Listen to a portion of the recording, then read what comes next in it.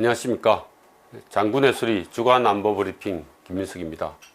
오늘은 북핵 대비 그리고 종전선언에 관련해서 말씀드리겠습니다.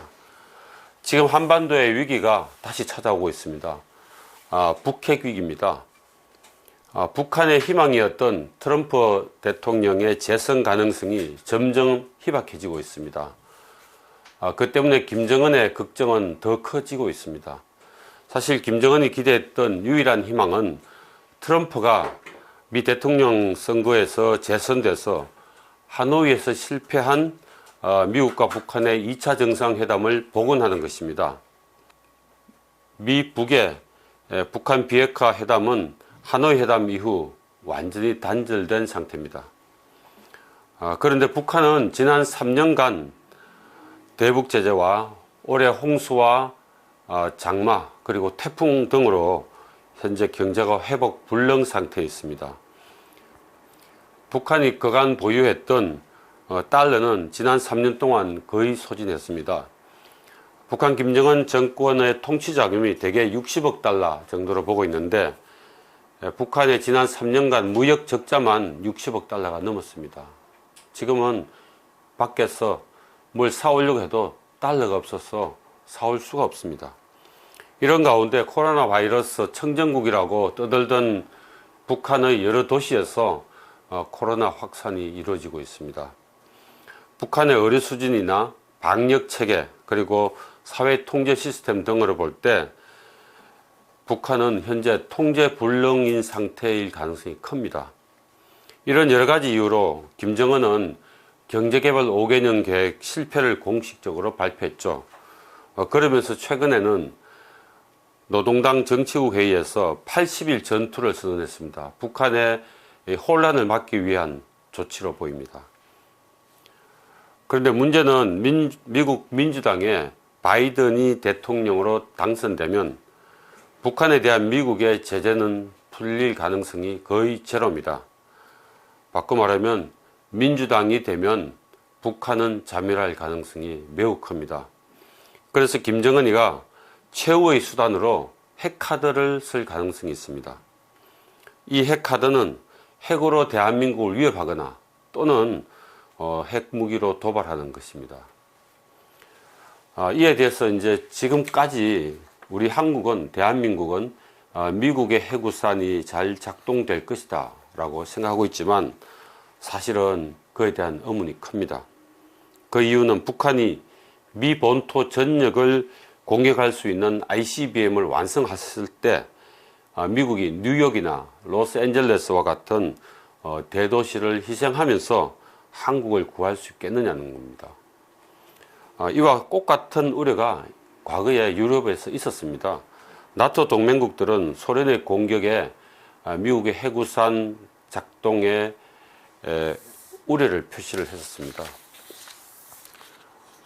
우리 한국의 예를 들면은 북한이 소형 핵무기로 전방 파주나 백령도 등에 투하한 뒤에 미국이 핵우산을 작동하려 하면 다음 차례는 ICBM이 뉴욕으로 날아갈 것이다. 그래도 핵우산을 작동하겠느냐 이렇게 미국을 협박할 수가 있습니다. 그럼 여기에 미국이 과연 핵우산 작동, 한국 구하기에 나서겠느냐와 관련된 것은 많은 전문가가 부정적입니다. 말하자면 미국이 핵무기로 한국을 도울 가능성이 크지 않다. 굉장히 우려되는 상황입니다. 그래서 지금은 우리 대한민국이 핵무장을 할 수 있는 상태가 아니라면은 국방부와 정부는 북한의 핵무기를 개전 초기에 신속하게 제거할 수 있는 시스템을 완벽하게 갖춰야 됩니다. 그런데 국방개혁 차원에서 하고 있다고는 하지만 사실은 매우 부족한 상태이고 걱정이 많습니다. 오늘 두 번째 이슈는 종전선언과 관련된 겁니다. 문재인 대통령이 종전선언에 너무나 집착하고 있다는 겁니다. 해수부 공무원의 북한으로부터의 피격 사건, 마무리되기도 전에 문 대통령은 또 종전선언에 관해서 이야기했습니다. 이와 관련된 내용을 10월 9일 조간으로 나온 중앙일보 사설을 그냥 그대로 읽어드리겠습니다. 사설 제목은 마음 아프다더니, 이건 문재인 대통령 이야기입니다.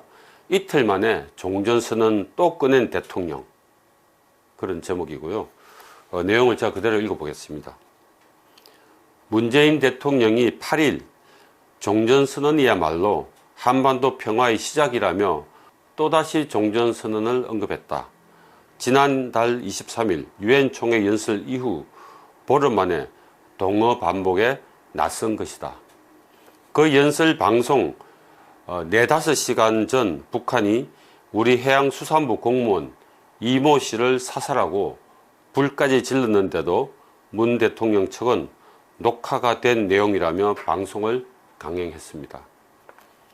이어 숨진 공무원을 월북자라고 낙인 찍어 국민의 생명을 지켜주지 못한 책임을 회피하려는 모습을 보였다.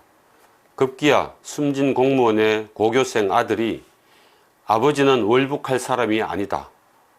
이 고통의 주인공이 대통령님 자녀나 손자라도 지금처럼 하실 수 있느냐는 서한을 보내자 문 대통령은 그제 나도 마음이 아프다. 조사 결과를 지켜보자 라는 답신을 내놓았다.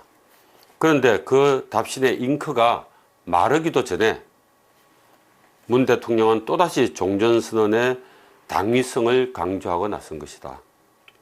비핵화는 실종된 지 오래고 우리 국민이 총살당하고 불태워져도 대통령의 머릿속에는 종전선언과 가짜 평화밖에 없다는 유승민 전 의원의 메시지가 지나치게 들리지 않을 정도다. 평화를 바라지 않는 사람은 없다. 그러나 일에는 순서가 있다.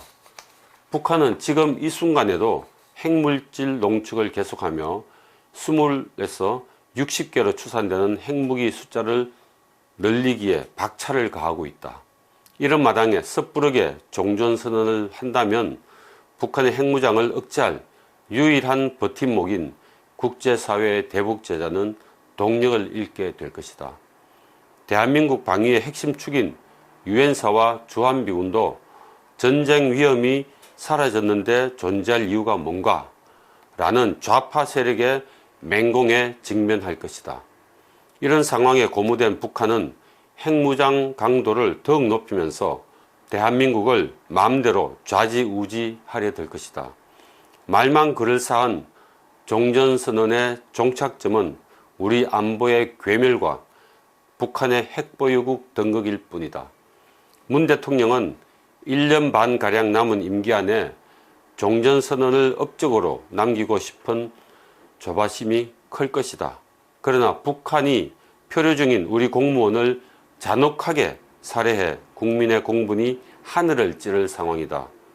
이 천인 공노할 만행을 김정은의 유감 포명 한마디로 없었던 일인 양 묻어버리고 종전선언을 밀어붙인다면 공감할 국민이 얼마나 되겠느냐. 종전선언의 파트너인 북한과 미국의 반응이 냉랭한 현실도 돌아봐야 한다. 지금 문 대통령이 할 일은 따로 있다.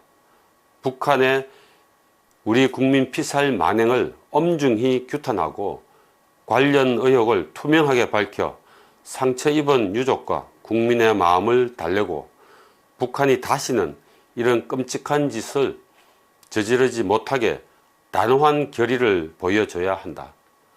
이와 함께 한반도에서 평화가 이루어지는 조건은 북한의 완전한 비핵화뿐임을 분명히 하고 그 전제 위에 북한을 끈질기게 설득하는 노력이 절실하다. 평화에는 왕도가 없다. 이까지입니다. 이 내용은 문 대통령이 종전선언에 집착하기보다는 북한 핵을 모두 제거, 비핵화한 뒤에야만 평화가 정착되고 그래야 종전선언을 할 수 있다는 것입니다. 문 대통령은 일의 앞뒤 순서를 잘 가리고 행동해 주시면 좋겠습니다. 오늘 안보 브리핑 이것으로 마치겠습니다.